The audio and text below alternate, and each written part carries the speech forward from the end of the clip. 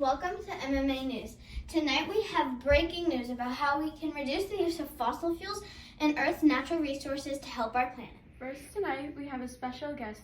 Aiden Jones is here to show his wonderful slideshow about how we can reduce the use of fossil fuels at our local schools. I am extremely excited to show you guys my slideshow so you can learn all the amazing things about how we can reduce the use of fossil fuels. M.M.A. News. How to reduce the use of Earth's resources and how it impacts our world. With Megan Hetler, Maya Isabella Spiras, and Aiden Jones. What are fossil fuels? Fossil fuels are old fossils that were buried by dirt over the span of thousands of years. Then were dug up by people and got burned down into non-renewable fuel that we use to do a lot of things in our daily lives. Non-renewable means we cannot make them forever. all about non-renewable fossil fuels. Non-renewable fossil fuels are fuels such as coal, oil, and natural gas that cannot be renewed in a human's lifetime. Once we use all of the fossil fuels, there will be no more for us humans to use. It can take thousands of years for the non-renewable fossil fuels be able to be used again. What you need to know about renewable fossil fuels. Renewable fossil fuels include wind, water, and solar energy. These are different from non-renewable fossil fuels because it can be renewed in a human's lifetime. This means that you can reuse them over and over again and we won't run out of them. Greenhouse gases. Greenhouse gases, also known as GHG, are gases in the Earth's atmosphere that trap heat. During the day, the sun shines through the atmosphere, warming the Earth's surface. At night, the Earth's surface cools, releasing heat back into the air. But some of the heat is trapped by the greenhouse gases in the atmosphere. Greenhouse gases are made from burning fossil fuels into fossil fuels. How it hurts our Earth. The pollution in our water and greenhouse gases are in our atmosphere hurts our Earth a lot. The pollution poisons the water that can hurt the ocean animals and corals. It can also affect the atmosphere by producing greenhouse gases. It makes more carbon dioxide and reduces the oxygen for us to breathe.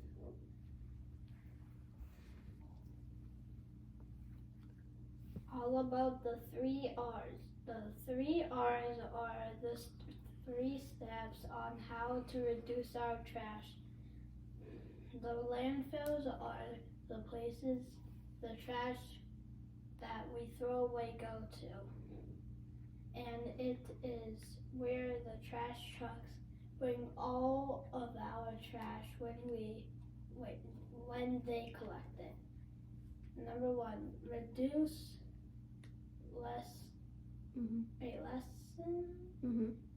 the amount of things we use. Reuse. Number 2, reuse. Use the things that can be used repeatedly, like water bottles, cloth bags, and electricity. Number 3, recycle. Things that can be turned into other things after we use them. We should all follow these 3 main steps to have a cleaner Earth. how we can reduce the amount of fossil fuels. We can reduce the use of fossil fuels that we use daily in many ways. In fact, we can do so many things like use a bike or walk to get to school, turn off the lights in your room when you're not using them, and we can use the 3 R's: reduce, reuse, and recycle. It's up to us to work together so we can have a cleaner world. We want less non-renewable and more renewable fossil fuels. Me and the rest of the news team are extremely grateful that Aiden was here today to show his amazing slideshow. Now, reporter Maya has some more important information on how we can use less fossil fuels and use less of Earth's resources at school. Here are some examples of non-renewable fossil fuels that we use on our daily basis that can produce pollution in our air and water and hurt our environment. 1. We use gas-powered vehicles to drive around to get places. When we burn the fossil fuels, they turn them into oil that then get put into gas stations so we can fuel our cars. 2. We burn the fuels to turn them into fuels that we now call fossil fuels. A long time ago, when extinct animals passed away, dirt covered them over time. As time went on, the use of technology got larger. Scientists realized they could use fossil fuels in useful ways. Now we use them to run our cars, buses, etc. 3. We use oil to heat our houses. In your house, usually there's a big tank that gets filled with oil, one of our non-renewable fossil fuels. We use this oil to heat our houses. These oil tanks are connected to our heaters that produce heat in our houses.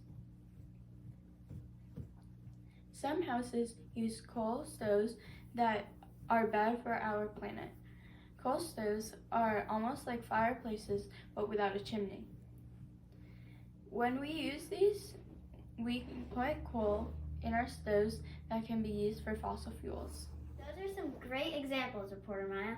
We use so many bad things for the earth daily without even knowing sometimes.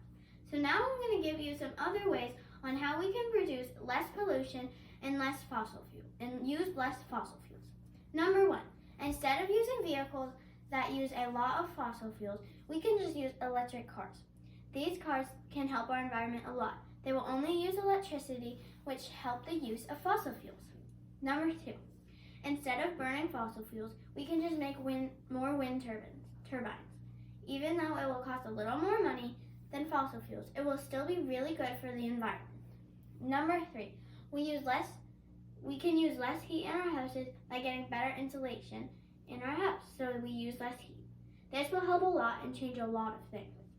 Number 4, instead of using a gas stove, you can replace it for an induction stove.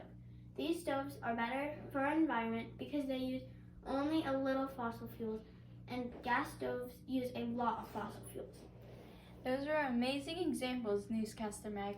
I never knew that there were so many ways to reduce the use of fossil fuels. In fact, I have a fun fact that you should all probably know, is that there is something on our Earth's atmosphere called greenhouse gases. Aiden talked a lot about them, but I'll give you some more information about greenhouse gases. Did you know that the more fossil fuels that we use affect the greenhouse gases? How about you, Meg? What are the things that you know about greenhouse gases?